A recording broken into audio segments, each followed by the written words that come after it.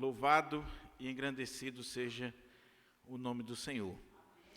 Meus irmãos, nós estamos iniciando o mês de outubro e todo mês de outubro nós comemoramos uma data que é de suma importância para a igreja evangélica, para a igreja protestante de um modo geral, que é a data da Reforma Protestante.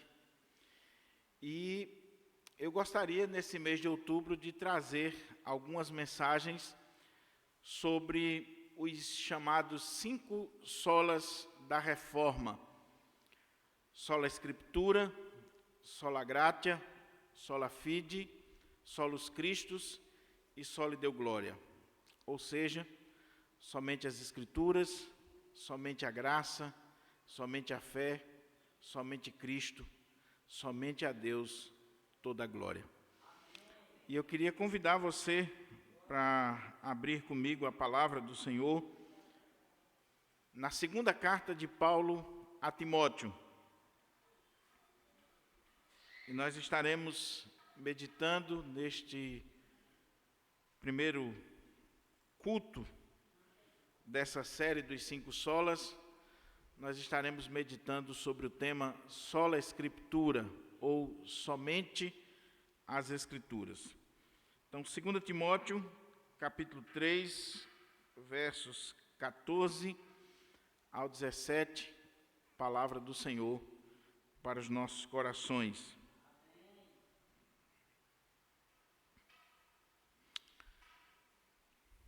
Eu vou ler na Nova Almeida Atualizada.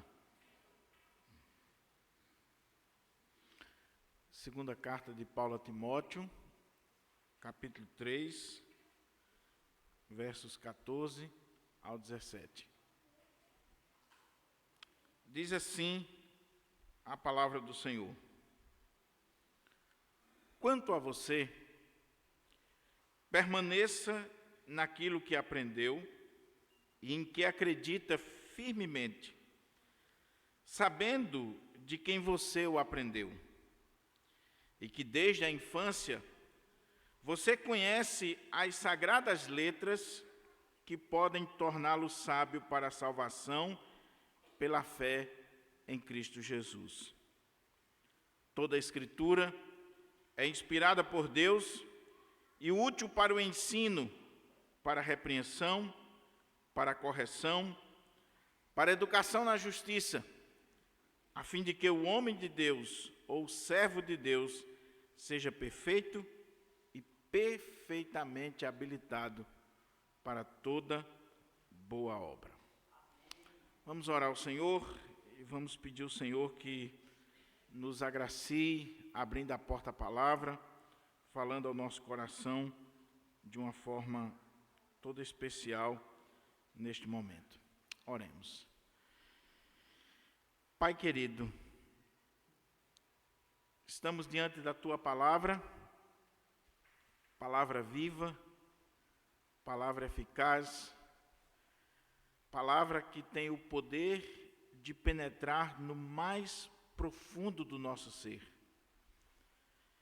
Palavra que realiza aquilo que nenhum homem, nenhuma instituição, que ninguém pode realizar, que é a transformação do ser humano, porque esta palavra é inspirada por Ti. Então, meu Pai, eu quero Te pedir que nesse instante que a Tua palavra encontra-se aberta diante de nós, que o Senhor nos dê discernimento, iluminação, intrepidez para ministrar a Tua palavra com fidelidade e que essa palavra encontre guarida no meu coração e no coração dos meus irmãos aqui nesta manhã.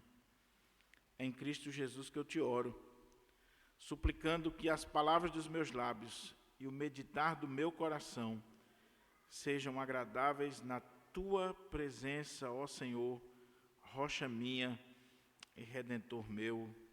Amém. Amém.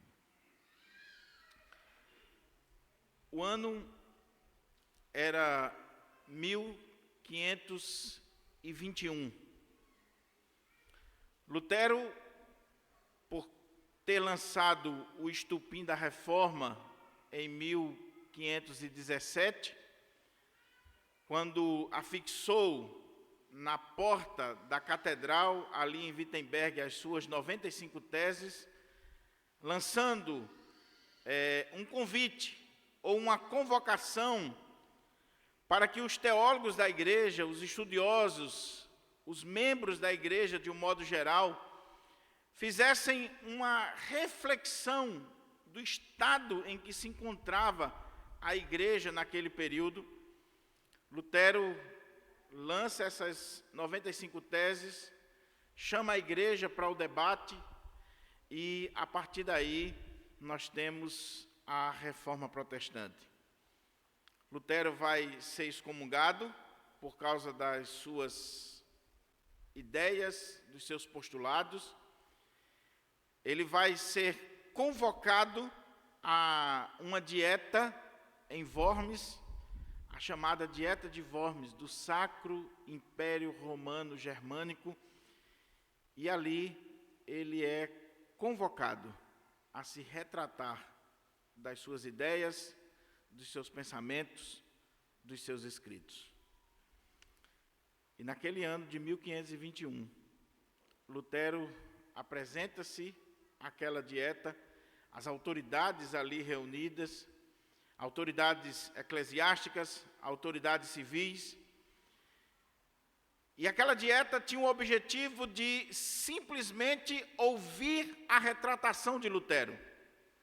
Eles não queriam debater o assunto, eles não tinham interesse em que o assunto fosse discutido, havia simplesmente o interesse que Lutero se retratasse das suas ideias. Lutero pede um tempo para pensar, para orar, ele passa a noite orando, ele sente muita aflição, ele diz que é como que o diabo se apresentasse a ele pessoalmente e estava ali tentando de todas as formas dissuadi-lo da sua ideia. Mas ele orou ao Senhor, ele buscou forças no Senhor, e no outro dia ele se apresenta diante daquela assembleia constituída para julgá-lo, para julgar os seus escritos. E quando os seus escritos é colocado diante de si, e mais uma vez é perguntado para ele se ele se retrata daquilo que ele escreveu, daquilo que ele estava defendendo, se aquele material era dele, ele precisava se retratar. E a questão era: você se retrata disso que você está dizendo? E Lutero, com voz firme, tomado pela direção, pelo poder de Deus, ele diz as palavras que ecoam até hoje nos ouvidos de todo servo de Deus, de toda serva de Deus, que sabe muito bem a importância da reforma. Parafraseando Lutero, Lutero disse: a menos que eu seja convencido pelas Sagradas Escrituras e pela razão simples, eu não me retratarei, porque não é justo, não é correto que um homem vá de encontro à sua consciência e que Deus me ajude. Ele sabia o que lhe aguardava. É preciso que o príncipe eleitor sequestre Lutero quando ele estava a caminho de casa, porque ele seria morto. Lutero vai ficar preso, escondido num castelo, e ali ele traduz a Bíblia para o alemão, ali ele escreve mais ainda, e a Reforma Protestante está ganhando espaço a ponto de nós já celebrarmos mais de 500 anos da Reforma Protestante. Ali naquele castelo ele escreve o seu hino mais famoso: Castelo Forte é o nosso Deus. Só a Escritura, somente a Escritura. Lutero ressaltou, por A mais B, que o fundamento, a autoridade infalível, inerrante, suficiente são as Sagradas Escrituras. E a menos que sejamos convencidos pela Sagrada Escritura, à luz da razão simples, nós não podemos e nem devemos nos retratar daquilo que a palavra de Deus ensina. Você sabe o contexto.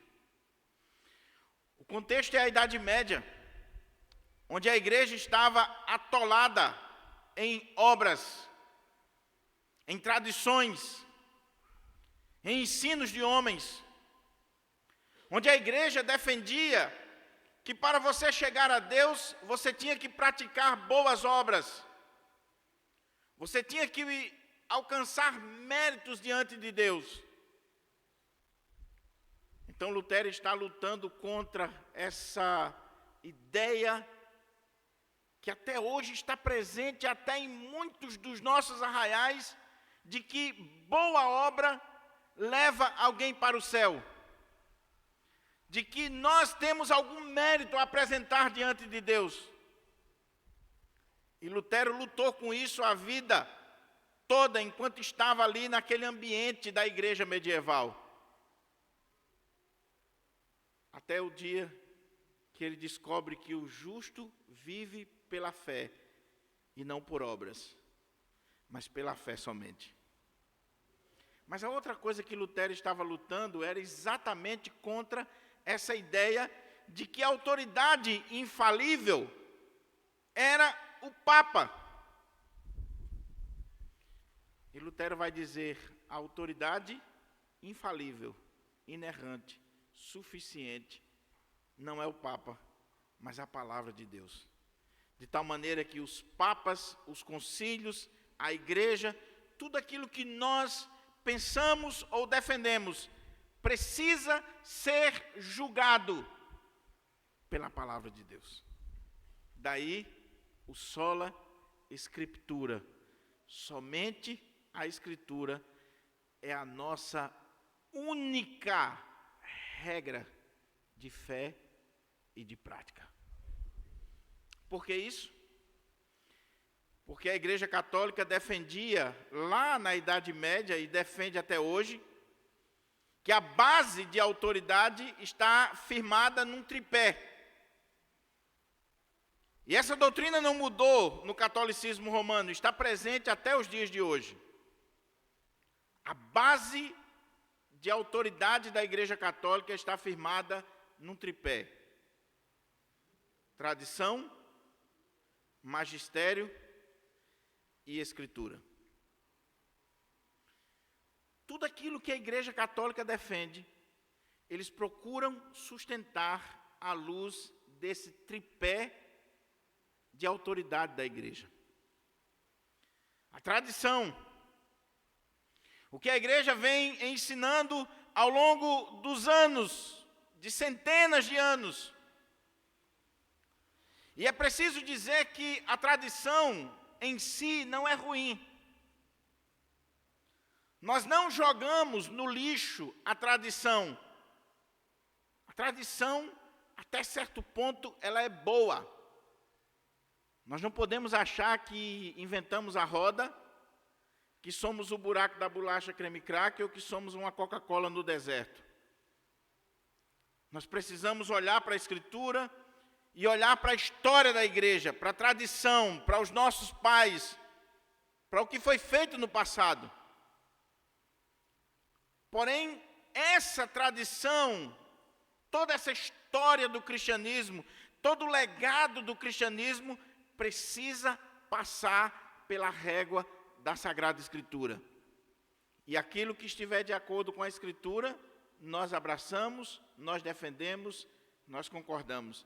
Aquilo que estiver fora da Escritura, nós descartamos, por mais tradição que seja.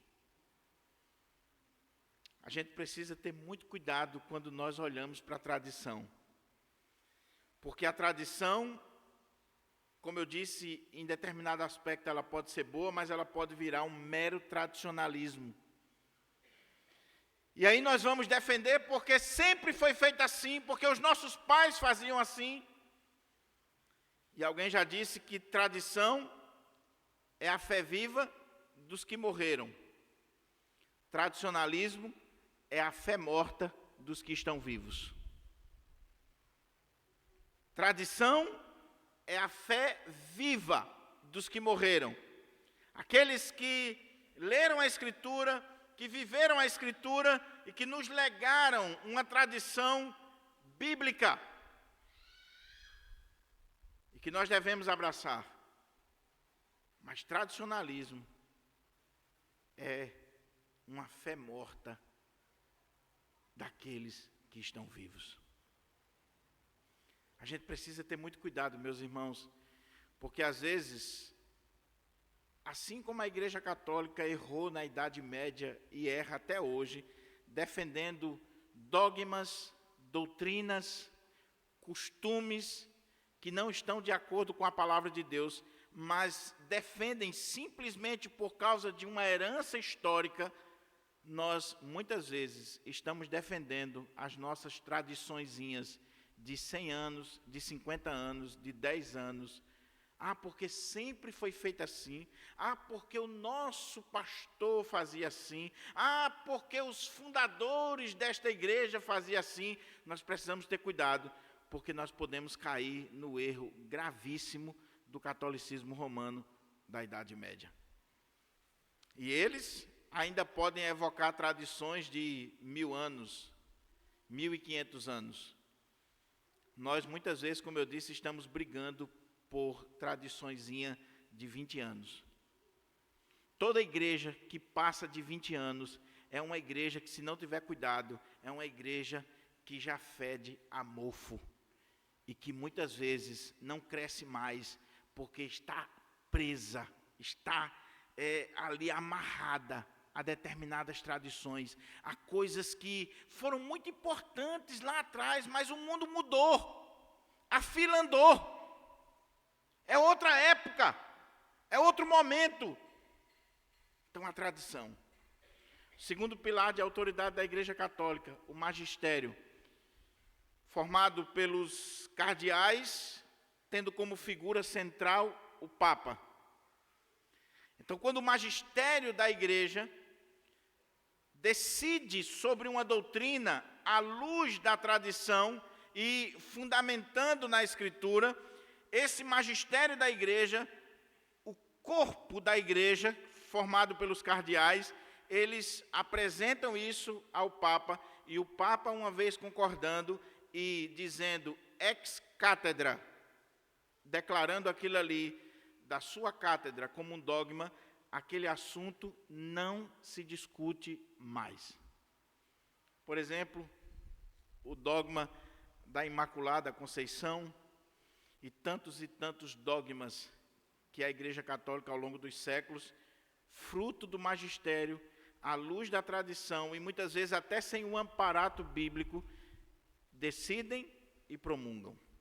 Mas como foi o magistério, e o Papa declarou ex cátedra, aquilo é artigo de fé, é dogma, não se discute. E o terceiro é a Escritura.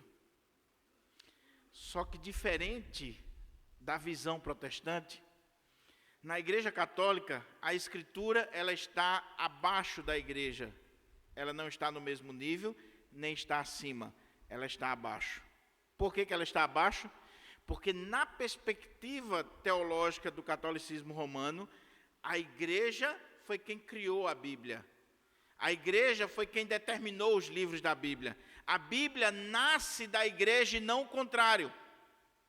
Então a Igreja determinou quais livros eram inspirados ou não. Daí ela tem autoridade para determinar o cânon e para dizer o que é certo, o que é errado. E muitas vezes, quando o texto bíblico diz é assim, a Igreja coloca na nota de rodapé. Mas a tradição, o magistério, a nossa interpretação é essa. Daí, por exemplo, as Bíblias de estudo, elas não surgiram no ambiente protestante. As Bíblias de estudo com nota de rodapé é um legado católico, porque nenhum católico pode ler a Bíblia por si mesmo. Ele tem que ler a Bíblia pelas lentes da igreja, pela interpretação da igreja, a própria tradução que é utilizada, que antes eles seguravam a Vulgata Latina ou a de São Jerônimo, a própria tradução ela precisa ter o imprimato de um bispo, dizendo que aquela tradução pode ser lida ou não. Então, no contexto católico, a Bíblia está abaixo da igreja por essa ideia, essa falácia de que a igreja determinou o cânon. Nós não cremos nisso. Nós não cremos que uma igreja, um concílio, uma autoridade determinou o cânon sagrado. Preste atenção nisso aqui que é extremamente importante. Há uma grande diferença entre a igreja cristã, lá nos primeiros séculos, ainda não era a igreja católica apostólica romana, que vai surgir a partir do 4º século, e a figura papal lá no 5º, 6º século. Mas a igreja cristã, lá nos 2 primeiros séculos, quando a igreja cristã olha para esses textos, ela não determina o cânon, ela reconhece. Há uma diferença entre determinar e reconhecer. A autoridade não estava na igreja, ou no concílio, ou em quem quer que seja. A autoridade está no próprio texto, no próprio livro, e quando as comunidades no 1º século iam lendo o Evangelho de Mateus, as cartas de Paulo, as epístolas gerais, os textos do Antigo Testamento, a igreja foi reconhecendo ali a autoridade intrínseca desses livros. A autoridade está nele, eles são inspirados por Deus. Daí a igreja foi reconhecendo que livro deveria fazer parte do cânon, que livro não deveria, tendo os seguintes critérios: apostolicidade, não ter erros, a inspiração, o reconhecimento das comunidades. Então, cuidado, meu irmão, quando você pensa em autoridade sobre a sua vida, sobre a igreja, sobre aquilo que nós pensamos. Se você é católico romano, a autoridade vai estar nesse tripé: tradição, magistério, escritura. Se você é crente, protestante, você vai dizer: a autoridade não está nos homens, não está nas instituições, a autoridade está na palavra de Deus. Então, sola escritura, somente a escritura é a nossa única regra de fé e prática. Não é o pastor, seja o pastor Diogo, seja o ínclito pastor Enoque, que está aqui presente, seja um concílio da Igreja Presbiteriana do Brasil, ou batista ou assembleano, a autoridade não está nos homens nem na igreja, a autoridade está na palavra de Deus. O que o pastor diz não tem nenhuma autoridade se o que ele diz não tiver fundamento bíblico. A minha vida, a vida da minha família, os rumos da igreja, o que eu creio, o que eu penso, o que eu faço, não pode estar submetido à autoridade de um homem. A autoridade está na palavra de Deus. Mas é triste, meus irmãos, como nós ainda vemos hoje, pessoas dirigindo a sua vida, alguns mais intelectuais, dirigindo a sua vida a partir de decisões, de concílios, por mais nobres que eles sejam.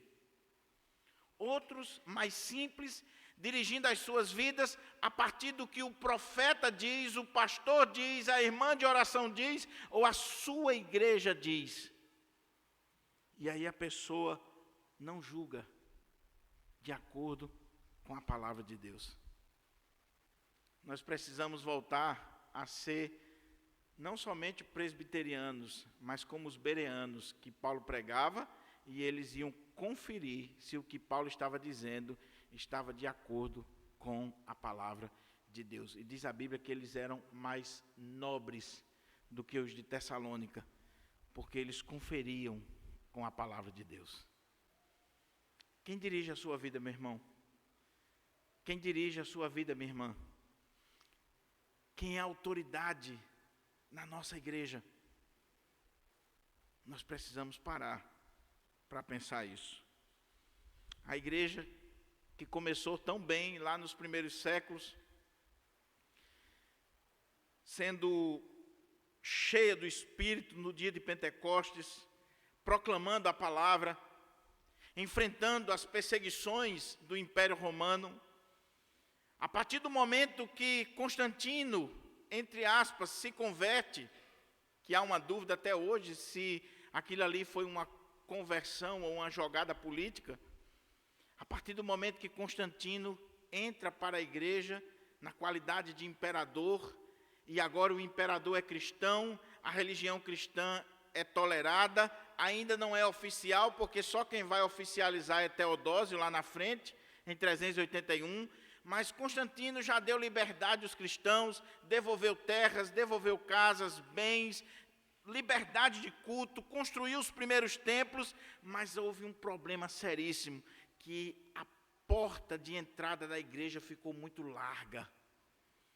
Porque antes, ser cristão era sinônimo de perseguição, de morte, de perder os bens, família. Hoje, ser cristão é: pare de sofrer. Venha que Deus vai mudar a sua vida. Deus vai lhe dar casamento, carro novo, emprego, casa. Você vai ser feliz, você vai ser realizado. Esse é o evangelho pós-moderno. Mas no primeiro século, segundo século, o convite era: você quer ser crente? Você quer ser um cristão? Saiba que você pode perder bens, filhos, família de um modo geral. Você pode perder a própria vida. Está disposto? Mas Constantino entra para a igreja e agora o imperador é cristão. Todo mundo é cristão. E vem uma avalanche de paganismo, de crenças, de misticismo, de tantas coisas erradas. E ao longo de mais de 1000 anos, a igreja vai se lameando com doutrinas, com tradições, com coisas de homens. Não é que Deus não tenha os seus fiéis, o remanescente fiel. A igreja não deu um salto lá do livro de Atos para a reforma protestante, como muitas vezes a gente pensa que foi assim. Não. Deus sempre manteve uma lâmpada acesa na história, mesmo dentro daquela instituição corrompida e corrupta de toda a Idade Média. Deus sempre teve os seus fiéis, os santos, os verdadeiros cristãos, que viviam à luz da palavra, que viviam com temor a Deus. Daí, quando nós chegamos lá no século XV, século XVI, nós vemos os pré-reformadores, até que chega Martinho Lutero e acende essa chama da reforma, que está brilhando e queimando até hoje, dizendo: Igreja do Senhor, nós precisamos voltar às origens. Nós precisamos voltar, não ao século XVI, nós precisamos voltar ao livro de Atos. Nós precisamos voltar à igreja do Senhor, lá no seu nascedouro, e aprender que somente a Escritura, somente a graça, somente a fé, somente Cristo e somente a Deus toda a glória. Mas por que nós devemos defender o somente a Escritura? Por que nós não podemos fazer uso da tradição quando a tradição contraria a Escritura? Se ela não contraria a Escritura, ok. Mas se ela contraria a Escritura, está descartada. Por que nós não nos submetemos, nem deveríamos nos submeter ao magistério católico, à figura papal, mas também não deveríamos nos submeter a qualquer autoridade eclesiástica, seja o pastor mais querido do mundo, se esse pastor não está de acordo com a palavra de Deus? Daí, quando um presbiteriano vai ser batizado, ele jura aqui na frente, dentre outras coisas, obedecer às autoridades constituídas na Igreja do Senhor, desde que elas estejam de acordo com a Sagrada Escritura. Por quê? Por que é assim? Aí entra o texto que nós acabamos de ler. Paulo estava preso. É a sua segunda prisão. Daqui Paulo vai sair para o martírio. E Paulo sabia que a sua vida estava chegando ao fim. Que ele estava no apagar das luzes, no fechar das cortinas. Na primeira prisão ele tinha pedido a Deus para sair daquela prisão e Deus lhe deu graça e ele saiu. Mas agora Paulo estava consciente de que nos planos eternos de Deus ele enfrentaria o martírio. E ali da prisão, às portas da morte, Paulo vai escrever a sua última carta, que é a segunda carta de Paulo a Timóteo. E ele escreve essa carta para um jovem pastor, que está no início do seu ministério, que é jovem, é doente, é tímido, muitas vezes covarde por causa da idade e da inexperiência da vida, mas que era filho na fé de Paulo, que era um companheiro de viagem e um homem de confiança do apóstolo Paulo. E Paulo, como um pastor mais velho, como um pastor mais experiente, como um pastor cuidadoso, o decano daquela geração, Paulo vai escrever para Timóteo, que estava pastoreando lá em Éfeso, para lhe dar as últimas instruções para o seu ministério pastoral. Essa carta, juntamente com 1 Timóteo e Tito, são denominadas na história de cartas pastorais, porque tratam de assuntos relacionados ao pastoreio da igreja, ao cuidado da igreja e como o pastor deve cuidar da igreja. Paulo está instruindo um jovem ministro, um jovem pastor, um jovem obreiro, como ele deve agir. E se você olha dentre tantos assuntos que Paulo trata nessa carta, desde como Timóteo deveria lidar com cada faixa etária da igreja, desde a questão de culto, de liturgia, de doutrinas.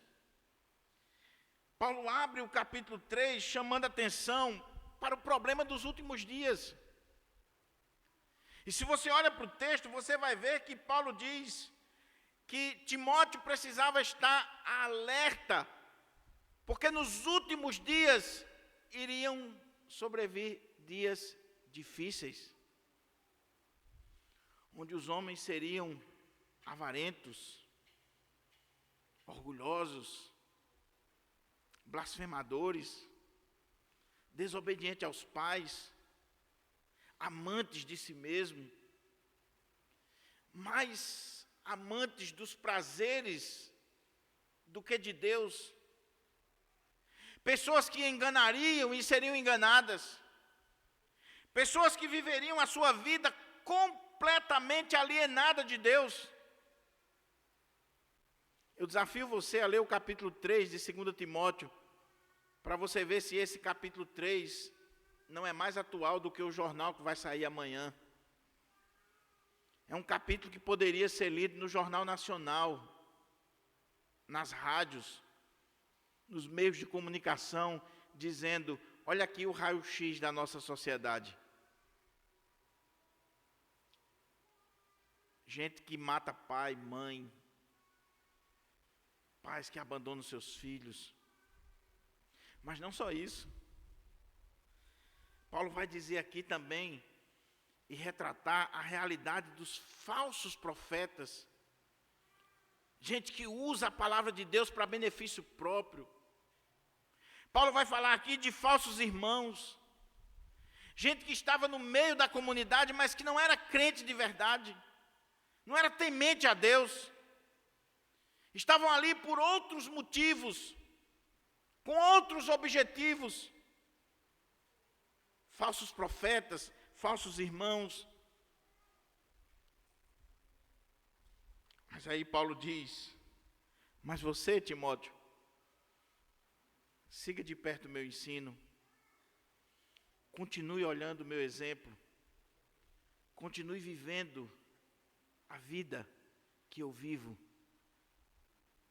continue firme diante desse caos que nós estamos vendo aí no mundo.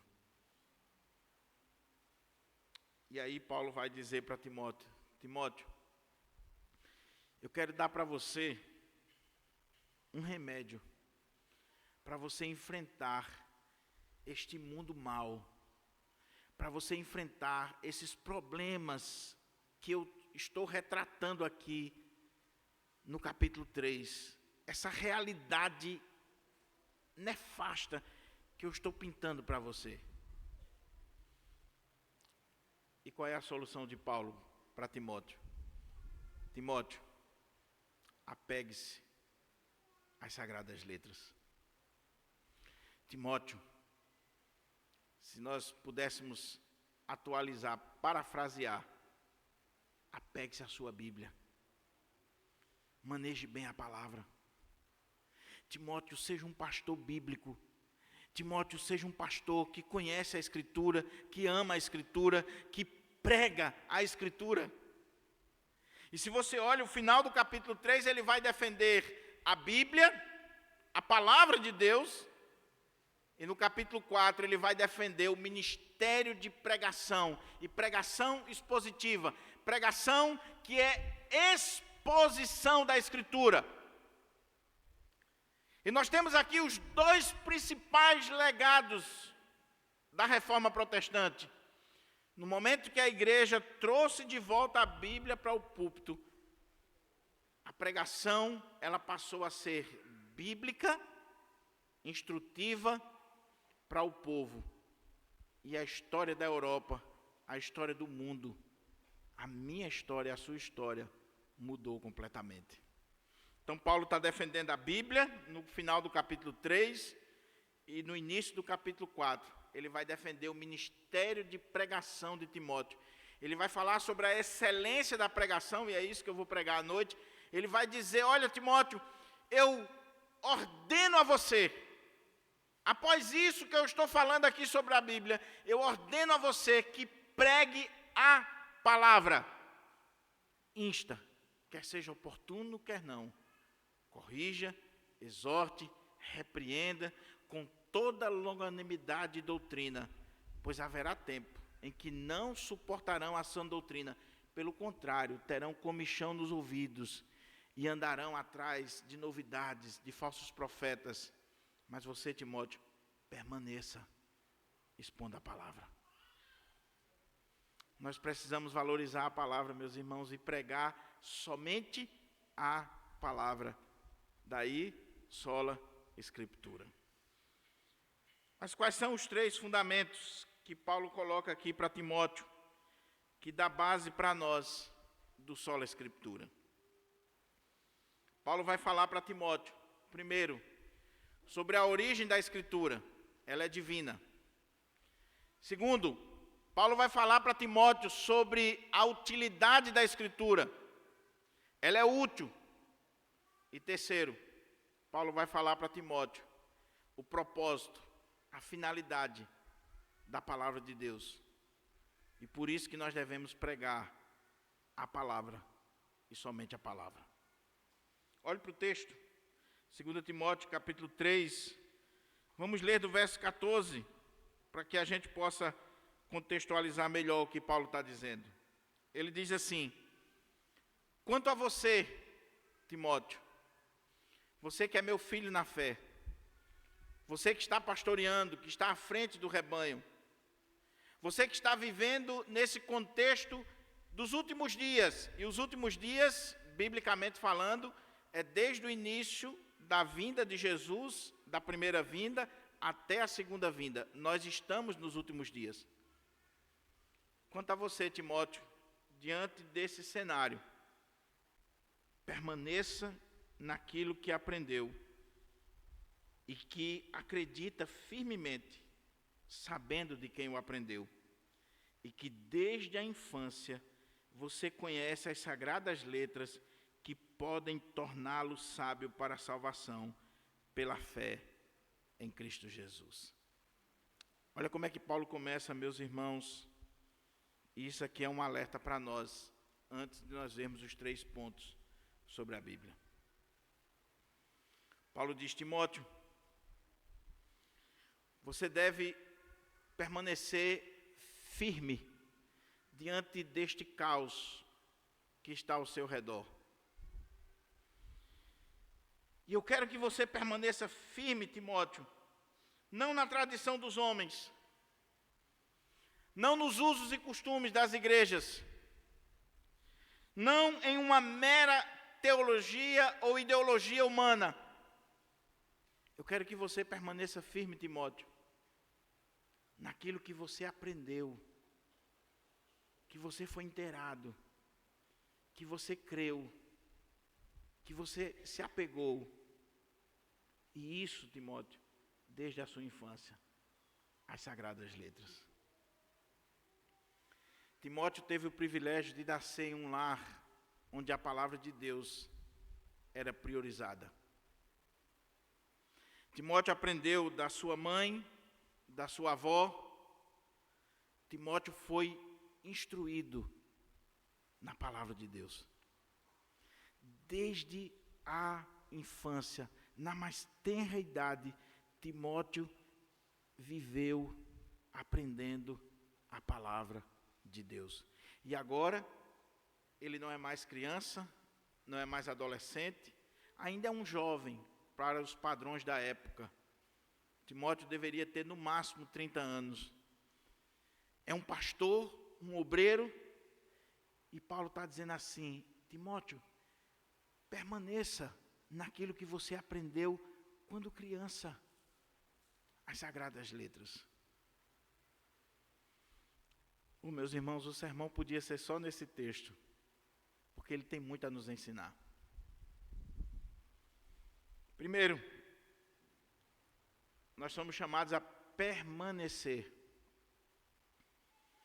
Permanecer na palavra, que podem nos tornar sábios para a salvação. E Dr. Rousseau Shedd diz que nós corremos um sério perigo na igreja evangélica brasileira. É que nós pregamos muito a segurança da salvação e nós não pregamos, por exemplo, um texto como esse que diz assim: se você não permanecer, talvez você não seja salvo. Ele está dizendo: Timóteo, permaneça. Não é começar, é permanecer, é ficar firme naquilo que você aprendeu. Segundo, permaneça na palavra. Não é na tradição da igreja, não é no manual, não é no guia das sociedades internas. Timóteo, permaneça nas sagradas letras, na palavra de Deus. Eu tinha um professor no seminário, Dr. Sérgio Lira, que ele dizia assim: todos os outros livros estão na mesa para debate e negociação, inclusive a nossa confissão de fé, menos a Sagrada Escritura. Menos a Sagrada Escritura. A nossa confissão de fé só tem algum valor se ela for uma exposição fiel da Sagrada Escritura, e graças a Deus que é. Mas os concílios, qualquer documento histórico está na mesa para debate. Agora a Sagrada Escritura não. Nós devemos permanecer firmes nela, na palavra de Deus. Como disse Lutero, a minha consciência é cativa da palavra de Deus. Ponto final. Agora Paulo diz para Timóteo: sabendo de quem o aprendeste. E Timóteo havia aprendido a palavra de Deus do próprio apóstolo Paulo. Ele está sendo instruído por Paulo aqui nessa carta. E já é a segunda carta, e nós não sabemos se Paulo mandou outras. Mas imagine o privilégio que Timóteo teve de ouvir e de receber uma carta do apóstolo Paulo. Mas Paulo não está dizendo assim: Timóteo, Você deve se alegrar porque você está sendo instruído por mim. O pastor mais importante, o teólogo mais importante, o maior plantador de igreja da época. Ele poderia ter dito isso. Mas ele está dizendo, Timóteo, permaneça no que você aprendeu, do que você foi inteirado, que desde a infância vocês sabem as sagradas letras. Desde a infância. Meu querido irmão, minha querida irmã, vou usar aqui uma expressão do pastor Romeu, que eu aprendi com ele e acho que é bom numa hora dessa. Olho no olho. Quem está instruindo os seus filhos? Quem está doutrinando os nossos filhos? Quem está educando os nossos filhos? Quem está, numa linguagem bem pós-moderna para você entender, fazendo a cabeça dos nossos filhos? Você tem ensinado a palavra de Deus para os seus filhos? Você se preocupa com isso? Eu sei que como um bom pai, uma boa mãe, você se preocupa com a saúde física, com a educação secular, com tudo do bom e do melhor para o seu filho, porque todo pai verdadeiro, toda mãe verdadeira é assim. E aí a gente se preocupa em dar uma boa educação secular, em colocar numa boa escola, numa aula de reforço, em natação, esporte, seja lá o que for. Mas eu pergunto, você está tendo o mesmo cuidado em instruir o seu filho na palavra de Deus? E não é a escola dominical da igreja, não é a escolinha lá do outro lado. Eu pergunto, você como pai e mãe, você tem instruído, inculcado a palavra de Deus para os seus filhos? Alguém pode dizer lá na frente que você instruiu os seus filhos na palavra de Deus? Sabe qual é o nosso problema? É que não só transferimos a educação secular dos nossos filhos para a creche, para a escola da comunidade, para a faculdade, mas transferimos também a educação religiosa para a igreja. E aí é fácil, né? Porque quando dá errado, a culpa não é minha, a culpa é da escola dominical, das professoras, da igreja, não é minha. Mas sabe o que Deuteronômio 6 diz? As palavras que hoje te ordeno estarão na tua boca e no teu coração.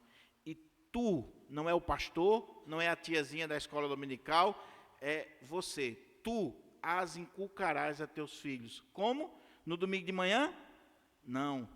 Ao deitar, ao levantar, ao andar. Tu inculcarás os teus filhos. É tu. Nós temos feito isso, irmãos? Você tem feito isso? Quando foi a última vez que você orou com seu filho, com sua filha? Qual foi a última Bíblia que você comprou para eles? Já pequenininho. O investimento que você faz. Ou você bota eles diante do celular para ouvir tudo que não presta. E aí amanhã, quando ele estiver fora da igreja, você vai culpar o diabo, vai culpar a igreja.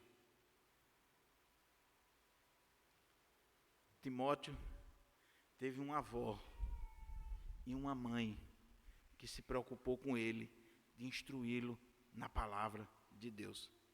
Agora, sabe qual é o nosso problema? É que o texto de Deuteronômio é muito claro. É as palavras que eu te ordeno e que estão na tua boca e no teu coração. Se o pai, a mãe, se a família é analfabeto de Bíblia, de pai, mãe, parteira, só pega na Bíblia para vir na igreja e ainda pega uma gripe porque a Bíblia está cheia de poeira, como é que ele vai instruir os filhos? Como é que vai instruir? Se você só conhece de literatura secular, se você só conhece os contos de fadas, como é que você vai instruir seu filho? A gente acha uma vantagem tão grande, né? Dizer assim, olha, eu conheça as obras de Machado de Assis, José de Alencar, de não sei quem, literatura brasileira, literatura estrangeira. O cara chega no final do ano dizendo assim, eu li isso, li aquilo, li. E a Bíblia? E a palavra de Deus? Você é especialista na palavra de Deus? Você conhece a palavra de Deus? E conhecendo, você instrui seu filho? Meu querido irmão, minha querida irmã, em nome de Jesus,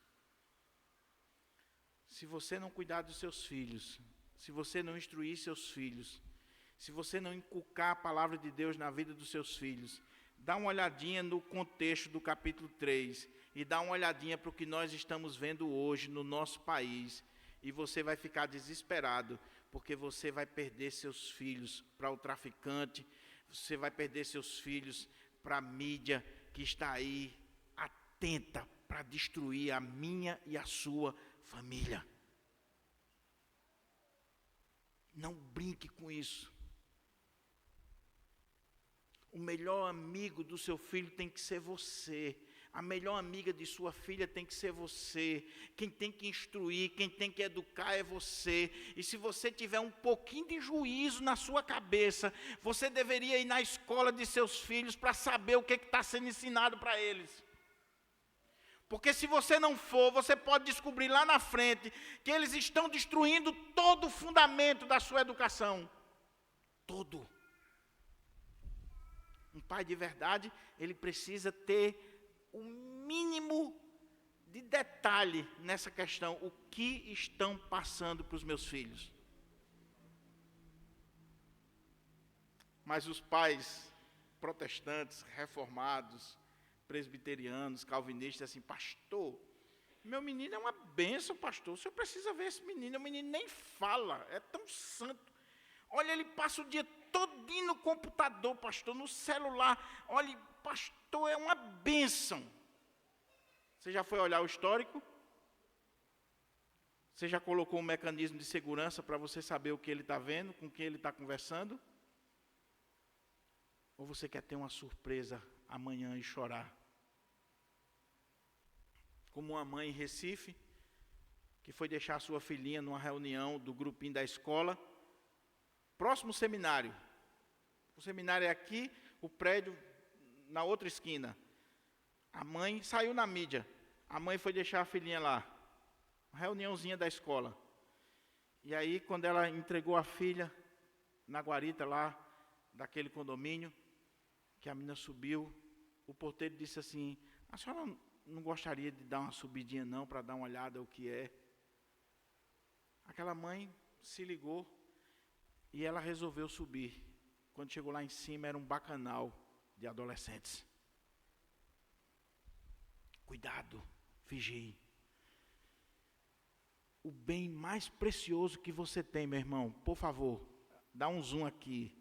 O bem mais precioso que eu e você temos são os nossos filhos. Não é a sua casa, por mais luxuosa que ela seja, um dia ela vai virar bagaço. Olha a casa dos grandes artistas aí. Um dia desse estava passando na casa de Hebe Camargo e tantos outros artistas que quando morre, fica lá a dívida, o IPTU, fica tudo e vai destruindo. Mansões. Não é o seu carro, não é o seu dinheiro, são seus filhos. Então, cuide, zele, porque Deus vai pedir conta a você. Ele foi instruído. Agora, por que ele foi instruído? Os 3 pontos para a gente concluir. Por que nós devemos prezar pelo sola escritura, somente a escritura? Primeiro, por causa da origem da Bíblia. Paulo diz, toda a escritura é inspirada por Deus. A expressão que ele utiliza na língua grega, na língua original, é theopneustos, soprada por Deus, exalada por Deus. A escritura não é palavra de homem, é palavra de Deus. A Bíblia não contém a palavra de Deus como os liberais defendem, a Bíblia é a palavra de Deus. E veja que o texto diz assim, toda escritura, não parte, toda. Nós cremos na inspiração plenária e verbal da Sagrada Escritura. Nós não cremos em parte da Bíblia, nós cremos em toda a Bíblia, porque toda a Bíblia é inspirada por Deus, soprada por Deus, vem das entranhas de Deus. Pastor, mas não foram homens que escreveram? Foram, Deus não ia usar um jumento para escrever. O jumento não consegue pegar uma pena no casquinho dele, não consegue. Ele usou homens. Agora, de acordo com 1 Pedro capítulo 1, verso 21, homens santos falaram da parte de Deus, movidos ou inspirados pelo Espírito Santo. Não foi qualquer homem. Homens santos. Homens que chegaram ao ponto de escrever os seus próprios fracassos, as suas próprias derrotas, os seus próprios pecados, coisa que nenhum de nós fazemos. Uma das provas que a Bíblia é a palavra de Deus é que os escritores da Bíblia escreveram e permitiram que fosse registrado os seus próprios fracassos. Você já pensou se o reverendo Diogo Jorge, ou o reverendo Enoque, ou qualquer outro reverendo tivesse pisado na bola como Pedro pisou, a gente iria deixar que ficasse registrado nos evangelhos? Mas Pedro deixou registrado a sua queda, o seu fracasso. Por quê? Porque quem estava movendo o escrito era o Espírito Santo de Deus, e aquilo ali era importante. Palavra de Deus. Meu querido irmão, minha querida irmã, nunca esqueça isso. A Bíblia que você carrega na sua mão não é palavra de homens, é palavra de Deus. E talvez você diga assim, pastor, mas isso é tão claro que muitas vezes a gente esquece. Quando você lê a Bíblia, você não está lendo um livro de Machado de Assis, de C.S. Lewis, de Hernandes Dias Lopes, de Augusto Nicodemos. Você está lendo o livro de Deus, a palavra de Deus. Então a leitura é diferente. Qualquer outro livro, eu leio com reservas, eu leio discordando de muitos pontos. Agora, palavra de Deus não. Palavra de Deus eu leio como alimento para a minha alma, e se tem alguém que tem que mudar, sou eu, porque a palavra de Deus é perfeita, é completa, é infalível, é suficiente, porque é palavra de Deus. Então, não despreze isso, meu querido. Nós já temos teólogos, pastores, pregadores do nosso país dizendo que a Bíblia precisa ser atualizada, que a Bíblia é retrógrada, que a Bíblia vem de uma cultura patriarcal. Tem uns abestalhados aí para dar um ar de intelectualidade. Pastor, isso aqui é cultura patriarcal, não sabe nem o que é patriarcado, nunca estudou a história. Paulo era feminista, machista, misógino. Vai ler Paulo, para você parar de dizer besteira. Vai ler a Escritura para você ver que quem valorizou a mulher foi o Senhor Jesus. A mulher sempre foi valorizada na Bíblia, na história da igreja. Vai ler a Bíblia.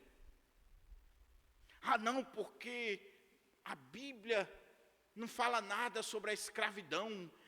Paulo escreve Filemão e tem lá, Filemão era um cristão e tinha escravo. Mas vai ver a revolução que aconteceu, Paulo dizendo ali, receba ele não como escravo, mas como um irmão caríssimo. Vai ver a história da igreja, vai ver a história dos avivamentos, e veja que a abolição veio, não pura e simplesmente por uma questão social, econômica, mas veio quando se começou a refletir na palavra de Deus, e vendo que o homem é importante porque é um ser criado por Deus. Todas as grandes reformas na história são fruto da palavra de Deus. Então valorize sua Bíblia, meu irmão, como palavra de Deus. Segundo, ela é útil. O que Paulo diz? Toda a Escritura é inspirada por Deus e útil. Cá entre nós, às vezes eu penso que os crentes não entenderam que a Bíblia é útil. Ou no máximo, ela é útil para servir como desodorante. Antigamente, né, a geração antiga, da época de Marcos Câmara e de pastor Enoque. Porque hoje nem para desodorante as Bíblias servem, porque não carrega nem a Bíblia. É o celular. Antigamente não carregava, botava debaixo do braço e vinha para a igreja. Não abria, dizia, estou com a Bíblia e não abre. Não abria mesmo não. Meu irmão, a Bíblia não é para ficar na estante não. A Bíblia não é para carregar pura e simplesmente. A Bíblia não é para você usar como artigo de luxo. A Bíblia é útil. O que Paulo diz? Para repreender, para corrigir, para educar. Veja, para ensinar. A gente poderia expor cada um desses pontos aqui. Paulo começa dizendo assim: toda a escritura é inspirada por Deus e útil para o ensino. A palavra aí é didascalia, de onde vem didática, de onde vem ensino, instrução, disciplina. A palavra de Deus é útil para nos ensinar sobre Deus, nos ensinar sobre a vida, nos ensinar como nós devemos viver.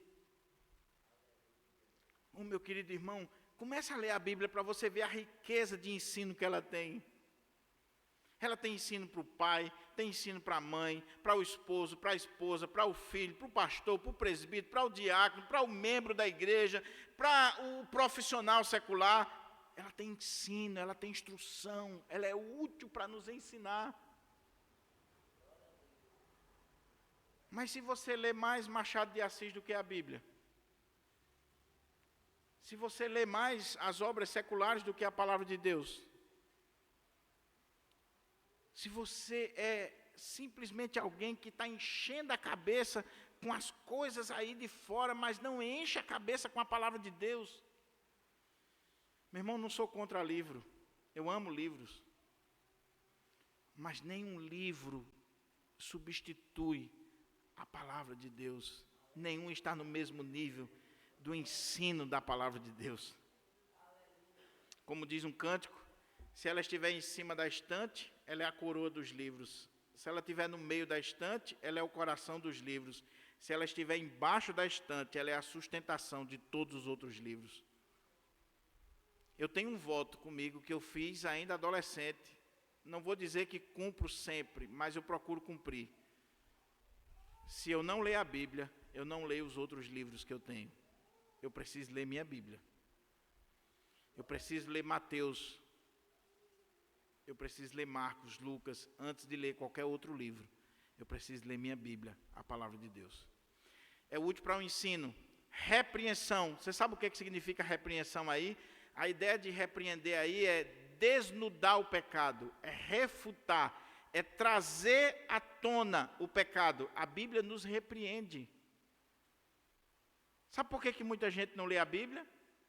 É porque quando a gente está em pecado, a gente não consegue ler a Bíblia, meu irmão. Eu e você. Quando você lê a Bíblia não só lhe instrui, ela repreende, ela diz: ei, psiu, o que você está fazendo aí está errado, viu?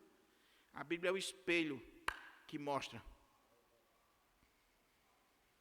Igual aquele colega que eu já falei aqui, dei uma Bíblia de presente para ele, ele botou no carro, um dia ele foi pegar um texto lá, aleatório, a famosa macumbaria gospel, esoterismo evangélico. Vou abrir aqui para ver onde é que Deus vai falar comigo.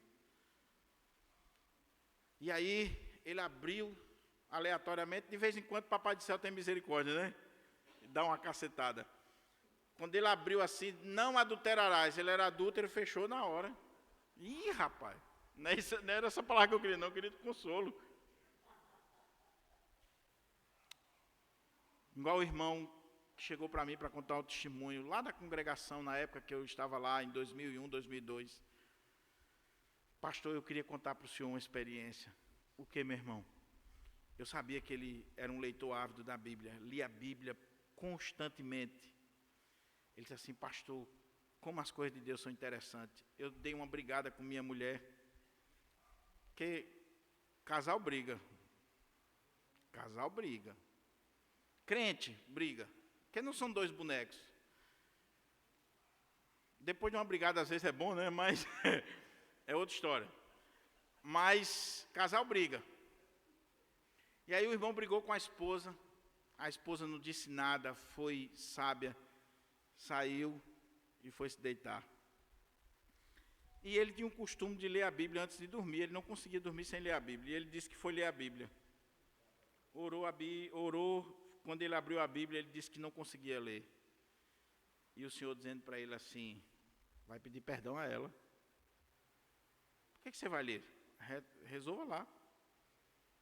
E ele disse que fechou a Bíblia, chegou para a esposa e disse: minha filha, me perdoe. E oraram. Aí ele disse que quando voltou, que lia a Bíblia, parecia que o céu abriu. A Bíblia nos repreende.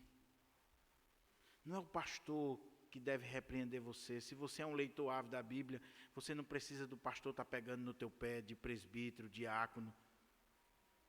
Abrindo um parênteses aqui, meu irmão, cuidado, você está expondo sua vida para as pessoas. Vá buscar em Deus. Vá se colocar diante de Deus. Eu não sou dono da sua vida, eu não sou delegado, eu não sou investigador. Lê a Bíblia, que Deus vai trabalhar você, repreender. Agora, a Bíblia corrige. E sabe qual é a ideia de corrigir aí? Quem dirige aqui sabe muito bem.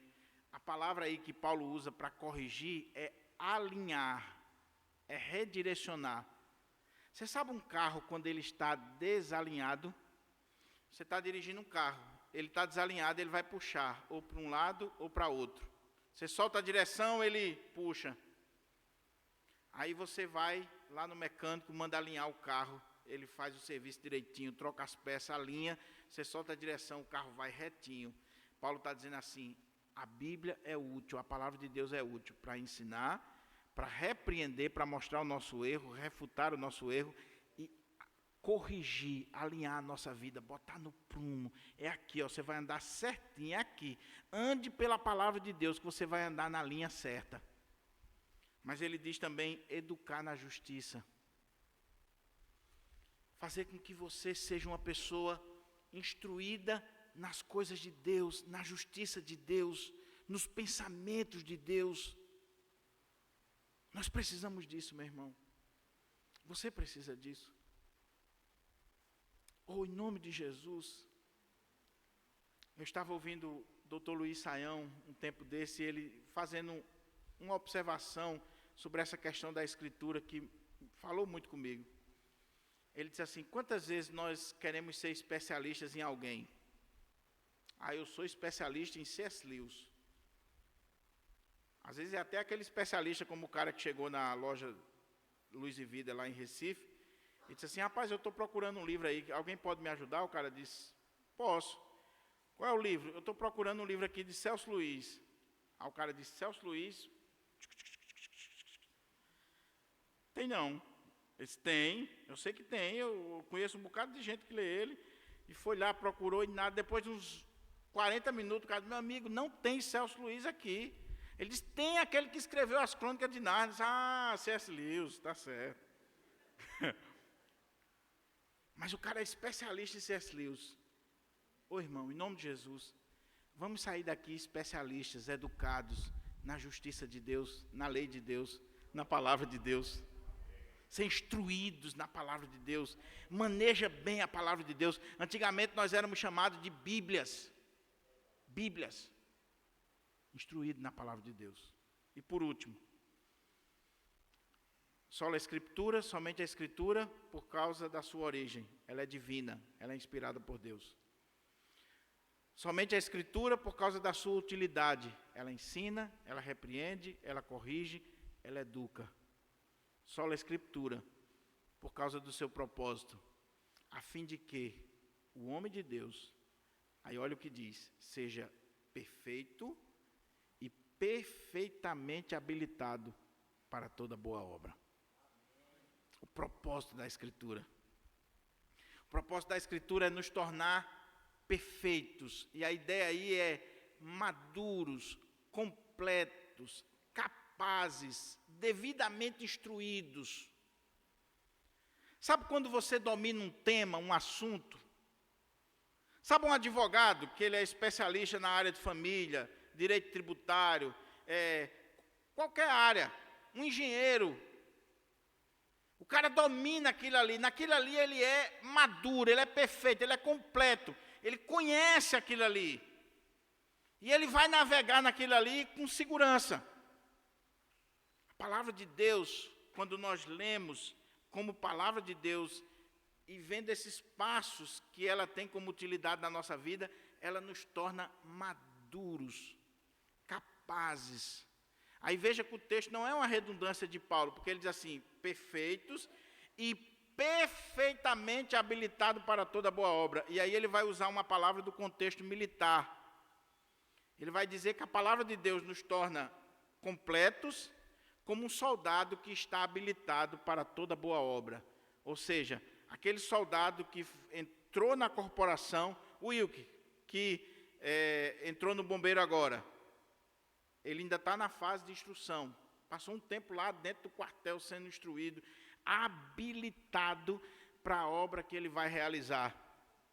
Ele precisa seguir as regras, ele precisa seguir os manuais, ele precisa aprender a instrução que está sendo dada para que ele seja habilitado, capacitado para exercer a função de bombeiro.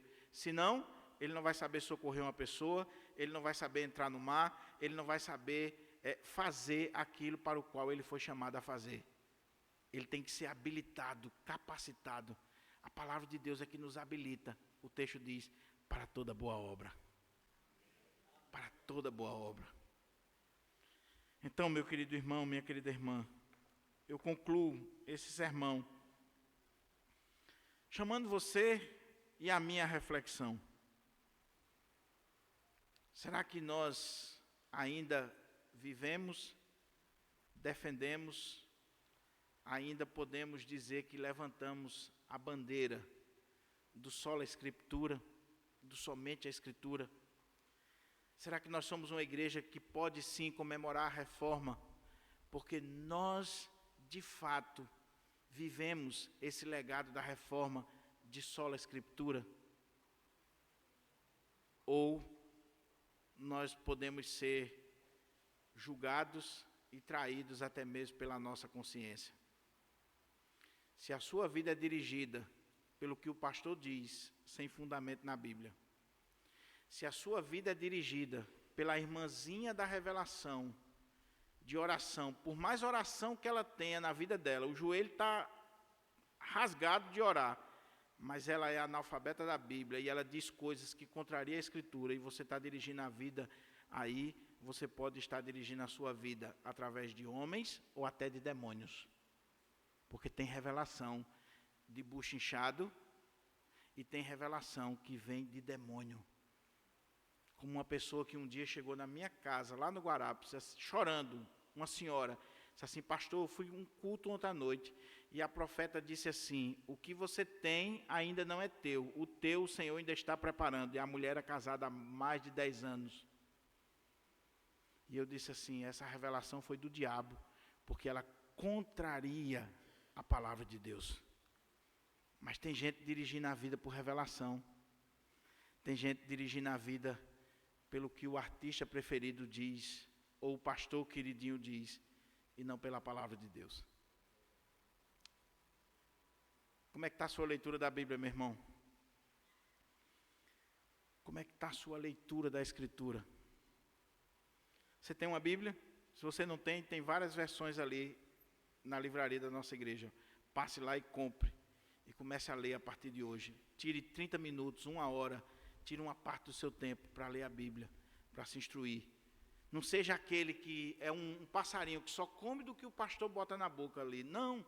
Vá você ter a alegria da descoberta, de abrir o texto, de meditar no texto, de ver Deus falar diretamente com você a partir do texto sagrado.